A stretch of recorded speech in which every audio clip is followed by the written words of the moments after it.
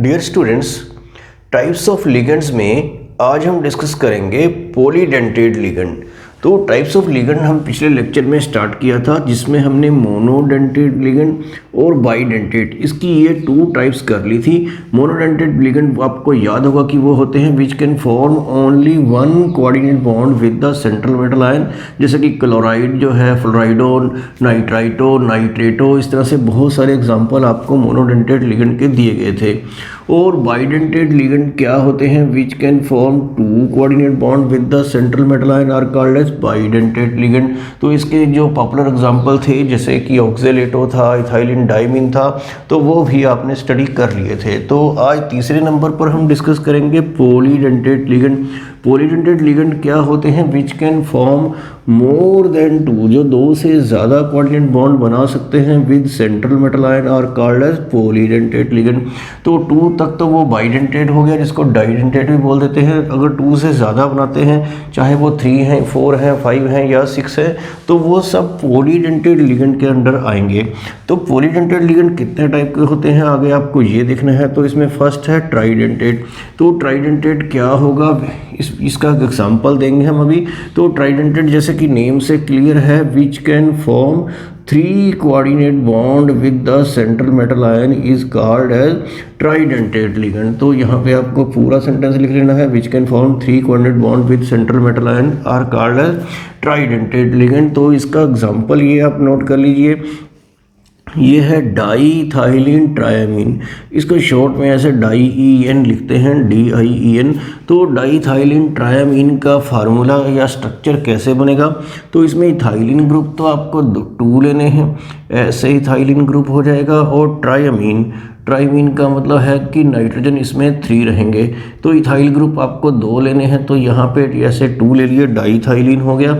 और ट्राइमीन मीन्स कि NH2 3 बार हो जाएगा इस तरह से।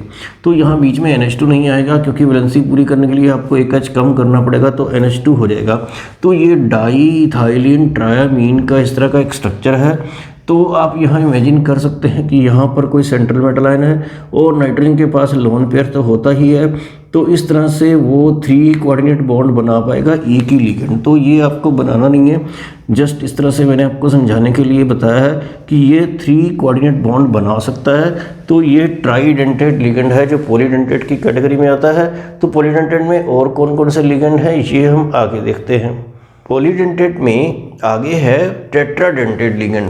तो टेट्राडेंटेड लिगेंड क्या होता है, which can form 4 coordinate bond with the central metal ion. तो ये 4 कोऑर्डिनेट बॉन्ड बना सकता है। तो इसका एक एग्जांपल आप नोट कर सकते हैं, ये है ट्राईइथाइलिन टेट्रामीन।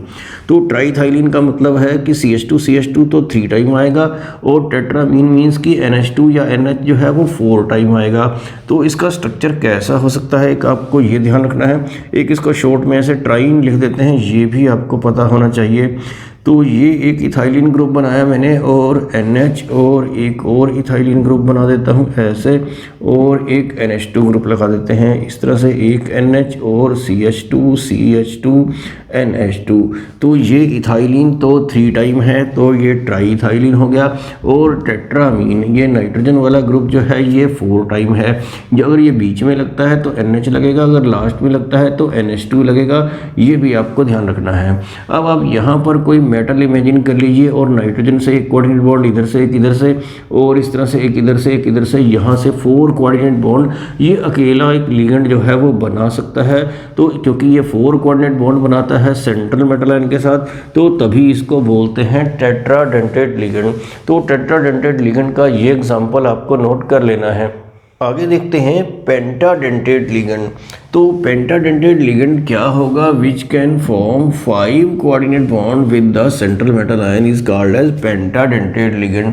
तो इसका जो एग्जांपल है वो देख लीजिए, ये है ethylene diamine ethylene diamine try acetate ion, तो इसको EDTA बोलते हैं शॉर्ट में, इथाइलिन डायमीन ट्राई एसीटेट। और इसके ऊपर 3 नेगेटिव चार्ज भी होगा, तो वो चार्ज भी आपको देखना है स्ट्रक्चर से। तो ये स्ट्रक्चर इतना मुश्किल नहीं है, ये मैं आपको बता देता हूँ। जैसे इथाइलिन डायमीन होता है, इथाइलिन डायमीन का फार्मूला आपको याद ही है कि CH2 NH2 और एक इधर NH2 ऐसे होता है। तो इसके जो ये H हैं, जैसे ये 4H हैं, 2 इधर 2 इधर, तो इन पर हम एसीटेट ग्रुप लगा देंगे। तो यहाँ पर एक H की जगह तो मैं नहीं लगा रहा हूँ, दूसरे H की जगह अगर एसीटेट ग्रुप लगाते हैं CH3CO नेगेटिव, तो इसका एक H यहाँ पे कम करना पड़ेगा, क्योंकि ये बॉन्डिंग है इधर से। तो H जो है कार्बन की वैलेंसी जो है वो 4 ही होती है, ये आपको याद रखना है। तो ये CH3 की वजह CH2COO नेगेटिव लगेगा। इस तरह से ये दोनों H भी हटाकर क्या करना है आपको, यहाँ पर CH2 ये उल्टा हो जाएगा, CH2COO नेगेटिव, और इधर भी CH2COO नेगेटिव, इस टाइप से।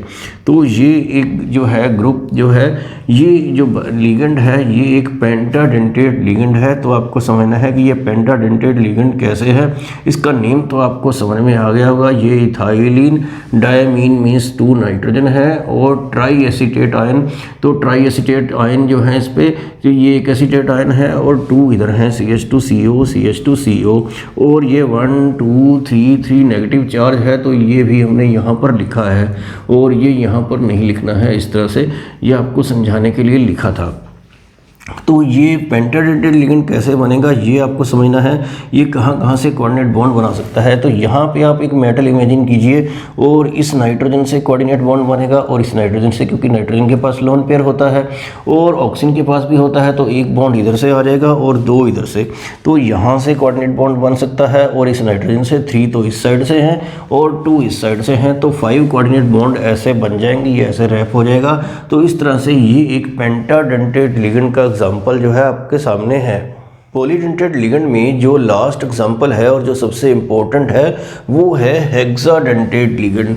तो हेक्साडेंटेट लिगेंड क्या होगा ये आप समझ गए होंगे। Which can form 6 coordinate bond with the central metal ion is called as hexadentate ligand.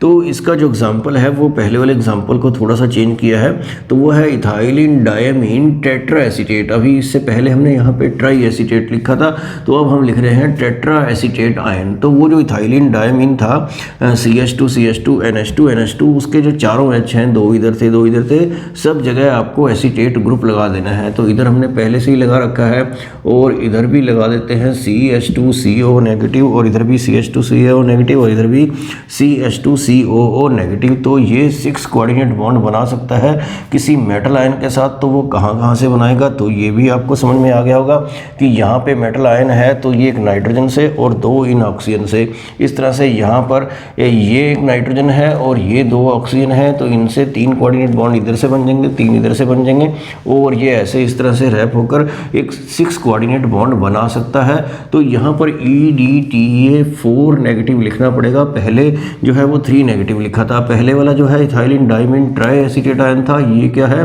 Tetra acetate ion है, तो T यहाँ पे लगा है।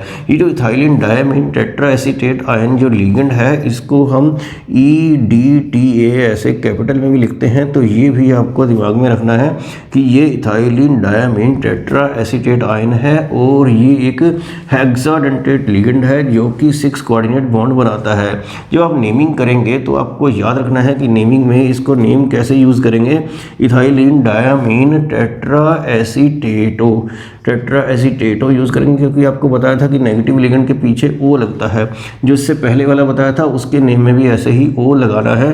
तो ये पॉलीडेंटेट लिगेंड थे, तो सारे लिगेंड जो हैं मोनोडेंटेट, बाइडेंटेट और जो पॉलीडेंटेट है जिसमें ट्राई, टेट्रा, पेंटा और हेक्साडेंटेट लिगेंड आते हैं। तो ये सब इनका आपने इनका स्ट्रक्चर और ये कितने कोऑर्डिनेट बॉन्ड बना सकते हैं ये सब आपको अच्छे से लर्न कर लेना है। नेक्स्ट टॉपिक है चीलेशन। तो चिलेशन या चिलेटिंग लिगेंड ये क्या है ये आपको समझना है। तो कोई बाइडेंटेट या पॉलीडेंटेट लिगेंड जब मेटल को इस तरह से चारों तरफ से एक रिंग टाइप या साइक्लिक स्ट्रक्चर बना देता है तो इस प्रोसेस को चिलेशन बोलते हैं। और उस पर्टिकुलर लिगेंड को जो ऐसे साइक्लिक या रिंग टाइप स्ट्रक्चर बनाता है उसको चिलेटिंग लिगेंड बोलते हैं। तो ये यहाँ से चिलेशन जो है आपको नोट करना है कि व्हेन ए बाइडेंटेट और पॉलीडेंटेट, पॉलीडेंटेट में ट्राई, टेट्रा, पेंटा, हेक्सा सब आ जाएंगे। व्हेन ए बाइडेंटेट और polydentate ligand attach to central metal ion form a ring और साइक्लिक स्ट्रक्चर, वो रिंग बनाता है या साइक्लिक स्ट्रक्चर बनाता है तो इस लिगेंड को बोलते हैं, then this type of ligand is called as chelating ligand and the ring thus formed is called as chelate ring.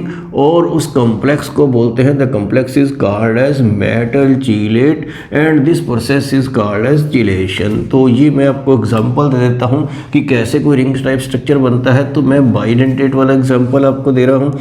तो बाइडेंटेट जो लिगेंड है वो कौन सा एग्जांपल आपको पता है, तो इसमें एक एग्जांपल ले लेते हैं, इथाइलिन डायामीन। ये ध्यान रखना है कि यहाँ पर डबल एम नहीं है। तो जब ये कॉपर आयन के साथ कंबाइन करता है तो कैसे ये चिलेशन करता है तो वो आपको देख लेना है। तो ये जो इथाइलिन डाइमीन है इसका स्ट्रक्चर हम ऐसे बना देते हैं, ये NH2 हो गया इस टाइप से, NH2 CH2 CH2 NH2 यहाँ पर। तो यहाँ पर जो कॉपर है तो ये एक लिगेंड है, ये इथाइलिन डाइमीन, तो नाइट्रोजन अपना लोन पेयर दे सकता है, कॉपर 2 पॉजिटिव आयन है ये, तो इस तरह से इधर से भी तो एक ही लिगेंड 2 कोऑर्डिनेट बॉन्ड बना लेता है। तो इस तरह से ये क्या हो जाता है, एक रिंग टाइप स्ट्रक्चर बनता है। अब क्योंकि कॉपर का जो कोऑर्डिनेशन नंबर है वो 4 है, मीन्स कॉपर के साथ 4 सिंपल लिगेंड लग सकते थे जो मोनोडेंटेट होते हैं। तो अभी तक इसमें लिगेंड तो एक ही लगा है लेकिन कोऑर्डिनेट बॉन्ड 2 बने हैं और कोऑर्डिनेट बॉन्ड जो है वो कॉपर 4 बना सकता है। तो इसका मतलब ऐसा एक लिगेंड जो है वो और भी लग सकता है और इधर से एक और रिंग टाइप स्ट्रक्चर बन जाएगा। तो इथाइलिन डायामीन जो है यहाँ पर 2 लगेंगे, एक ये इथाइलिन डायामीन है और एक ये इथाइलिन डायामीन है। तो ये 2 जो है रिंग टाइप के स्ट्रक्चर बन गए हैं और ये एक कॉपर के ऊपर जो 2 पॉजिटिव चार्ज है ये ओवरऑल 2 पॉजिटिव चार्ज यहाँ पर आ जाएगा। तो इस तरह से ये एक चिलेशन का एग्जांपल है। और ये जो इथाइलिन डायमीन है जो ये रिंग टाइप स्ट्रक्चर बना रहा है तो ये एक क्या है, एक चिलेटिंग लिगेंड। तो इस तरह से इस प्रोसेस को चिलेशन बोलते हैं, ये आपको समझना है।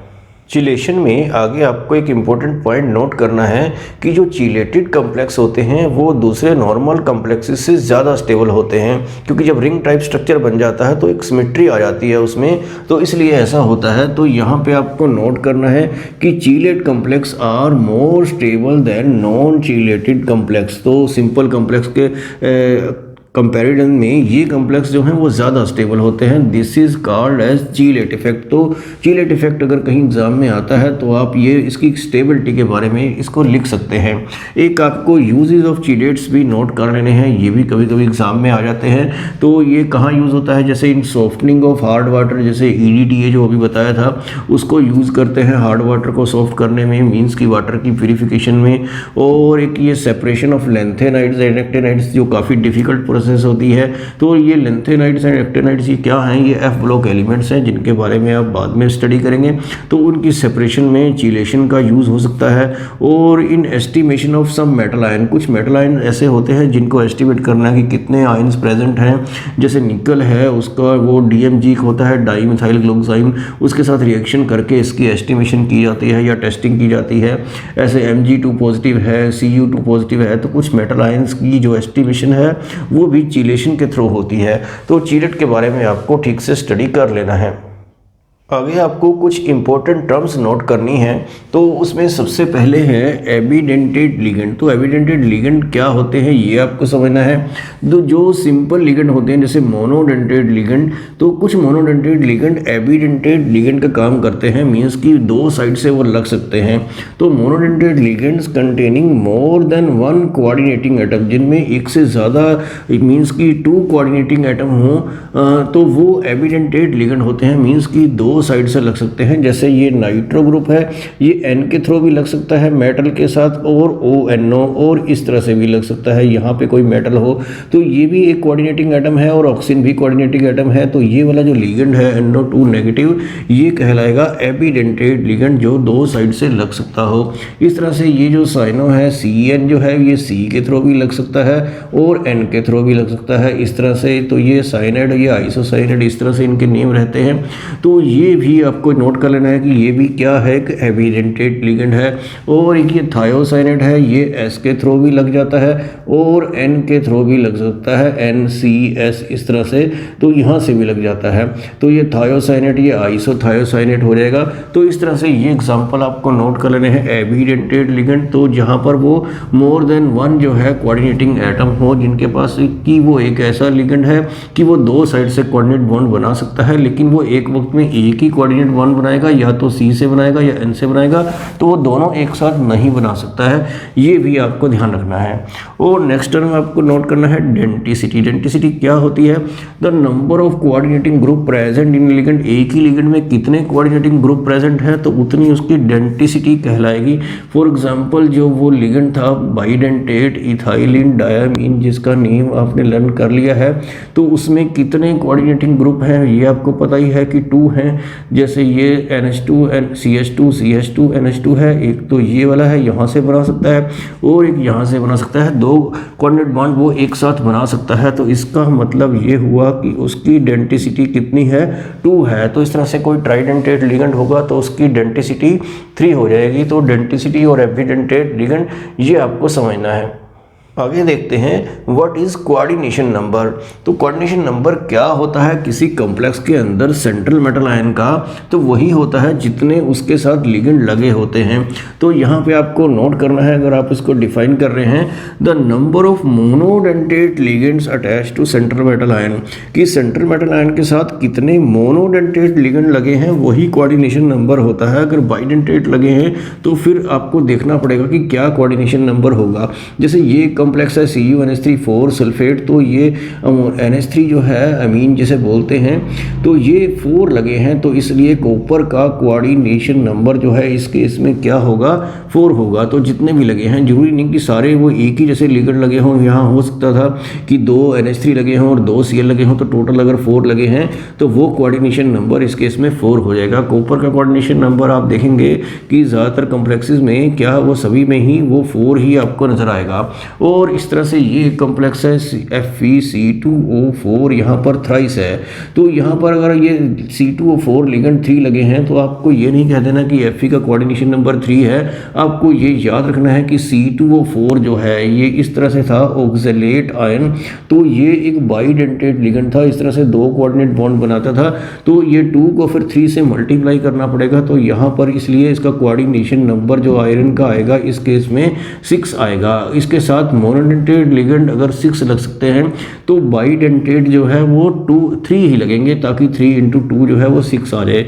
अगर Fe के साथ आप हेक्साडेंटेट लिगेंड लगाओगे तो वो 1 ही लग पाएगा, लेकिन कोऑर्डिनेशन नंबर तो वही रहेगा जो इसका है। जैसे कि वो 6 है, मींस कि उसके साथ कितने कोऑर्डिनेट बॉन्ड बनाना पॉसिबल है, इसलिए हम इसको मोनोडेंटेट से डिफाइन करते हैं कि मोनोडेंटेट लिगेंड मैक्सिमम कितने लग सकते हैं, वही उसका क्या रहता है? Coordination number. तो आयरन का कोऑर्डिनेशन नंबर आपको 6 ही मिलेगा सभी कॉम्प्लेक्सेस में, एक हाथ को छोड़कर।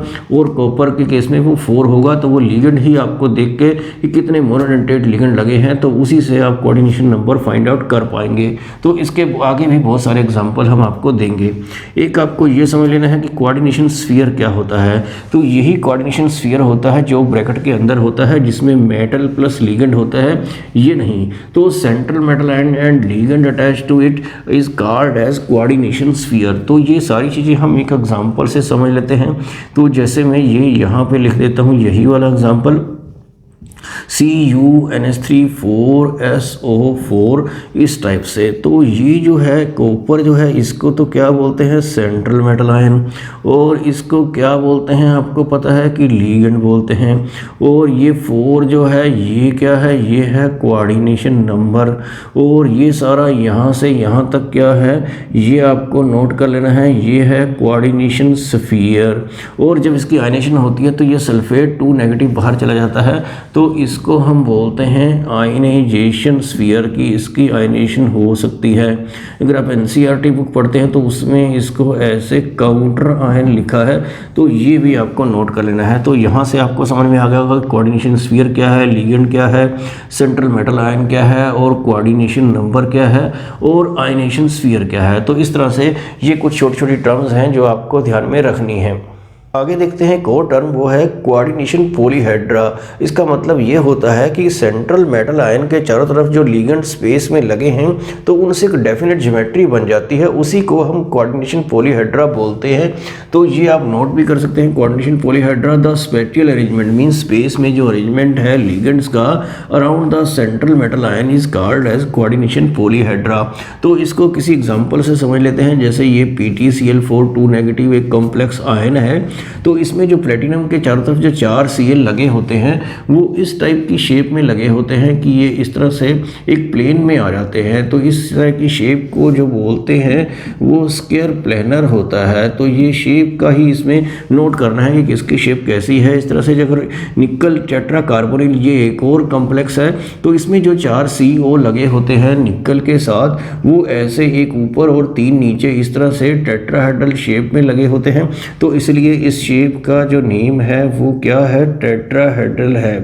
तो यहाँ पे आपको नोट करना है कि अगर कोऑर्डिनेशन नंबर 4 हो तो शेप स्क्वायर प्लेनर भी हो सकती है और टेट्राहेड्रल भी हो सकती है। तो आपको पता कैसे चलेगा कि किसकी स्क्वायर प्लेनर है और किसकी टेट्राहेड्रल है, ये अभी तो आपको लर्न करना है। आगे जब एक वैलेंस बॉन्ड थ्योरी आएगी उसमें हम हाइब्रिडेशन कैलकुलेट करना सिखाएंगे। तो हाइब्रिडेशन से आपको क्लियर हो जाएगा कि अगर हाइब्रिडेशन sp3 हुई, जो हम आगे डिस्कस करेंगे, फिर तो शेप हो जाएगी टेट्राहेड्रल। अगर DsP2 हुई तो फिर ये स्क्वायर प्लेनर हो जाएगी। तो ये बाद में आपको नोट करना है। इस तरह से ये कॉम्प्लेक्स आयन है, CO के साथ NH3 6 लगे हैं, इसका कोऑर्डिनेशन नंबर 6 है। तो 6 कोऑर्डिनेशन नंबर किसी का भी हो, चाहे कोबाल्ट का हो या क्रोमियम का हो, तो उसकी शेप ऑक्टाहेड्रल ही होगी, ये आपको ध्यान रखना है। उसमें हाइब्रिडेशन क्या रहेगी वो मैं आपको बाद में बता दूंगा। तो वो D2sp3 भी हो सकती है या sp3d2 भी हो सकती है। ये वैलेंस बॉन्ड थ्योरी के अकॉर्डिंग है, जिसको हम बाद में डिस्कस करेंगे। अभी आपको इनकी जो शेप्स हैं वो लर्न कर लेनी है। आगे समझते हैं होमोलेप्टिक एंड हीट्रोलेप्टिक कॉम्प्लेक्सेस। तो ये क्या होते हैं ये आपको एग्जांपल से समझ में आ जाएगा। तो होमोलेप्टिक कॉम्प्लेक्सेस क्या होते हैं, which contain only one kind of ligand, जिसमें एक ही टाइप के सारे लिगेंड हों, उन्हें हम बोलेंगे होमोलेप्टिक लिगेंड। तो जैसे ये एग्जांपल है कि कॉपर के साथ 4 NH3 लगे हैं, तो जो लिगेंड है NH3 तो वो चारों एक ही टाइप के लिगेंड है, तो इसलिए ये होमोलेप्टिक लिगेंड है। और ये जो एग्जांपल दिया है COO NH3 6, तो इसमें 6 के 6 लिगेंड जो है वो NH3 ही है। तो सारे लिगेंड अगर एक ही जैसे होते हैं तो उनको हम होमोलेप्टिक कॉम्प्लेक्सेस बोलते हैं। और विच contain more than one kind of ligand, तो उन्हें क्या बोलेंगे, तो वो आप यहाँ से नोट कर सकते हैं, उन्हें कहेंगे हम हीट्रोलेप्टिक कॉम्प्लेक्सेस। तो जैसे कोबाल्ट के साथ 6 लिगेंड लगे हैं क्योंकि उसका कोऑर्डिनेशन नंबर 6 ही होता है, तो इसमें 4 तो NH3 है और 2 Cl है। तो जब सारे के सारे लिगेंड एक ही टाइप के ना हों, एक से ज़्यादा टाइप के हों, तो वो ऐसे कॉम्प्लेक्सेस को हम बोलेंगे हीट्रोलेप्टिक कॉम्प्लेक्सेस। तो ये एग्जांपल से आपको ये दोनों टर्म क्लियर हो गई होंगी। तो आगे एक दो टर्म हम और देख लेते हैं कि होमोन्यूक्लियर होता है कॉम्प्लेक्सेस, एक होते हैं पॉलीन्यूक्लियर कॉम्प्लेक्सेस। तो होमोन्यूक्लियर कॉम्प्लेक्सेस क्या होते हैं, which contain only one central metal ion, जिसमें सारे लिगेंड एक ही सेंट्रल मेटल आयन के चारों तरफ लगे हों, तो उन्हें हम होमोन्यूक्लियर कॉम्प्लेक्सेस बोलेंगे। तो यही एग्जांपल जो यहाँ पे दिए गए हैं, सभी में जितने भी एग्जांपल आज तक आपको दिए गए हैं कॉम्प्लेक्स कंपाउंड में, उसमें सेंट्रल मेटल आयन तो वन ही होता है, उसी के चारों तरफ सारे लिगेंड लगे होते हैं। तो ऐसा कोई बहुत बड़ा सा कॉम्प्लेक्स आए जिसमें आपको 2 मेटल दिखें और उसके कुछ लिगेंड इधर लगे हों, कुछ लिगेंड उधर लगे हों, ऐसा एग्जांपल आपको लास्ट में कहीं दिया जाएगा। वैसे ऐसे रेयर एग्जांपल होते हैं। तो which contain more than one central metal ion are called as polynuclear complexes. तो ये टर्म्स भी आपको इसमें नोट कर लेनी है। आगे आपको समझना है चार्ज ऑन कम्प्लेक्स आयन। तो एक कम्प्लेक्स के ऊपर जो ब्रैकेट के ऊपर चार्ज लगा होता है वो कम्प्लेक्स आयन में किसी का 2 पॉजिटिव होता है, किसी का नेगेटिव होता है, तो वो चार्ज कहाँ से आता है ये आपको समझना है। तो ये चार्ज ऑन कम्प्लेक्स आयन क्या है? It is the algebraic sum of charges of central metal ion and ligand. तो सेंट्रल मेटल आयन और लिगेंड्स का जो टोटल चार्ज है उनका आप सम कर दीजिए। अलजेब्रिक का मतलब होता है कि आपको पॉजिटिव और नेगेटिव का भी ध्यान रखना है। तो ये इस तरह से कम्प्लेक्स के ऊपर चार्ज आप फाइंड आउट कर पाएंगे। तो ये मैं किसी एग्जांपल से आपको करके दिखा देता हूँ। जैसे ये एग्जांपल है AgCN2, ऊपर 1 नेगेटिव है, तो ऊपर 1 नेगेटिव कैसे आया होगा? ये मेटल और लिगेंड के चार्जेस का अलजेब्रिक सम है। तो ये जो मेटल है सिल्वर के ऊपर पता है आपको 1 पॉजिटिव होता है, और Cn जो है, Cn क्योंकि 2 है तो हमें 2 से मल्टीप्लाई करना पड़ेगा, और Cn के ऊपर आपको पता है कि -1 चार्ज होता है। तो ये आप मेटल का और लिगेंड का चार्जेस का आप सम कर दीजिए, तो ये -2 + 1, तो ये कितना आया? -1। तो इसका मतलब इस कॉम्प्लेक्स के ऊपर -1 चार्ज बनता है। तो एक और एग्जांपल देख लीजिए, ये कोबाल्ट आपको पता होना चाहिए कि 3 पॉजिटिव है, और ये 5NH3 क्या है? NH3 जो है यहाँ पर 0 है, और Cl जो है वो क्या है? -1। तो इस तरह से आप इसको सोल्व कीजिए, तो 3 पॉजिटिव और -1 जो है वो क्या आ जाएगा? 2 पॉजिटिव आ जाएगा। तो इसलिए इस कॉम्प्लेक्स के ऊपर क्या आया है? 2 पॉजिटिव चार्ज आया है। ऐसे कॉम्प्लेक्स के ऊपर चार्जेस आप फाइंड आउट कर सकते हैं। आगे आपको समझना है ऑक्सीडेशन नंबर। तो कॉम्प्लेक्स के अंदर जो मेटल आयन होता है उसके ऊपर जो चार्ज होता है, जैसे किसी का 2 पॉजिटिव है या 3 पॉजिटिव है, तो कॉम्प्लेक्स में जो मेटल आयन होता है उसके ऊपर पॉजिटिव चार्ज ही होता है। तो वो चार्ज जो है मेटल आयन के ऊपर जो प्रेजेंट है कॉम्प्लेक्स के अंदर, उसी को हम उसका क्या बोलते हैं? Oxidation number. Charge on central metal ion यहाँ पे लिखा है। तो इसको फाइंड आउट कैसे कर सकते हैं? जैसे इसमें मेटल जो है वो क्या है? Fe है। तो ये कैलकुलेट तभी हो सकता है जब आपको बाकी का चार्ज पता हो कि इसके ऊपर कितना है, इसके ऊपर कितना है, वो उसका ऑक्सीडेशन स्टेट होती है। तो जैसे Fe का आपको नहीं पता, ये आपको फाइंड आउट करना है, तो इसका x मान लेते हैं। Cn का तो पता है कि -1 होता है, और K का ऑक्सीडेशन स्टेट या ऑक्सीडेशन नंबर आपको ऑलरेडी पता है कि वो 1 पॉजिटिव होता है। तो ये मैथमेटिक्स से आप निकाल सकते हैं। यहाँ पर 4 × 1 पॉजिटिव प्लस इसको आप x मान लीजिए, और प्लस क्या हो गया? 6 × -1, क्योंकि Cn का -1 है, और ओवरऑल इस कॉम्प्लेक्स के ऊपर कोई चार्ज नहीं है, तो इसको हम 0 ले लेते हैं। तो यहाँ से x जो है आप फाइंड आउट कर पाएंगे। तो x = क्या आ जाएगा? +2 आ जाएगा, क्योंकि -6 और +4 है, तो -2 आएगा, उधर जाके +2 हो जाएगा। तो इस तरह से आयरन का जो ऑक्सीडेशन नंबर है वो 2 पॉजिटिव है इस पर्टिकुलर कॉम्प्लेक्स में। तो ये जरूरी नहीं है कि हर कॉम्प्लेक्स में आयरन का 2 पॉजिटिव आए, किसी केस में वो 3 पॉजिटिव भी आ सकता है। ऑक्सीडेशन नंबर फिक्स नहीं होते हैं, तो ये आपको ध्यान रखना है। तो एक और एग्जांपल दे देते हैं, जैसे ये है K3Fe, ये C2O4 ऑक्सीलेट आयन है। ऑक्सीलेट आयन आपको पता है कि 2 नेगेटिव होता है, इसको x मान लीजिए। K 1 पॉजिटिव है ही है, तो ये भी आप समझ गए होंगे कि 3 को हम 1 पॉजिटिव से मल्टीप्लाई कर लेंगे, प्लस आयरन जो है वो x है, और +3 = -2। अगर आपको लिगेंड्स के चार्जेस नहीं पता है तो फिर ऑक्सीडेशन नंबर निकालना जो है आपके लिए मुश्किल रहेगा। तो यहाँ पर आप इसको 0 पुट कर दीजिए इस टाइप से, क्योंकि ओवरऑल कॉम्प्लेक्स के ऊपर कोई चार्ज नहीं है। तो इस तरीके से, तो यहाँ पर आप देखिए कि ये कितना आएगा। यहाँ पर आप फाइंड आउट करेंगे तो x = +3 आ जाएगा। तो इससे ये पता चलता है कि यहाँ आयरन के ऊपर 3 पॉजिटिव चार्ज है, जो इसका ऑक्सीडेशन नंबर है। इसको एक और तरीका भी होता है कि अगर 3K आप रिमूव कर लीजिए और 3K पॉजिटिव जो है, तो इसका मतलब इस कॉम्प्लेक्स के ऊपर 3 नेगेटिव आ गया, तो यहाँ से 3 नेगेटिव पुट कर दीजिए 0 की जगह पे, तो उससे भी हो सकता है। तो अदरवाइज़ आपको इसी तरह से कर लीजिए तो ये बेटर है। तो यहाँ पर आप एक और एग्जांपल देख लीजिए कि ये कॉम्प्लेक्स आयन का एग्जांपल है, तो इसके ऊपर 2 पॉजिटिव चार्ज है, तो इसका मतलब आपको लास्ट में =0 नहीं पुट करना है, =2 पॉजिटिव पुट करना है।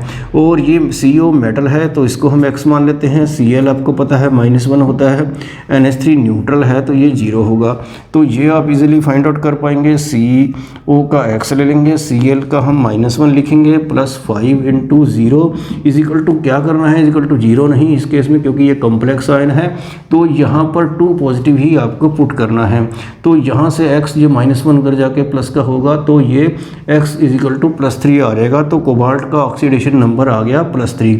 तो इस तरह से आपको ऑक्सीडेशन नंबर निकालने की प्रैक्टिस कर लेनी है, क्योंकि जो नेक्स्ट वीडियो लेक्चर में हम नेमिंग ऑफ कोऑर्डिनेशन कंपाउंड करेंगे उसमें आपको ऑक्सीडेशन नंबर की ज़रूरत पड़ेगी।